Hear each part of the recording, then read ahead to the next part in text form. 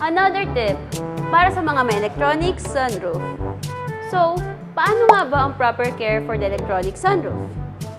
We advise, as much as possible, park in the shaded area. It's because the sunroof has the glass and rubber components and the heat of the sun can alter the durability of the rubber. Kumbaga, pwede siya mag-dry, lumambot, or tumigas pagdating ng panahon. Kaya naman, dapat doble ingat tayo.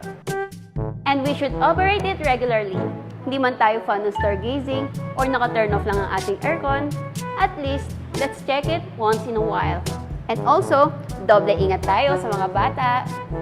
Pero don't worry, dahil ang ating sunroof ay safe dahil meron itong anti-trap design.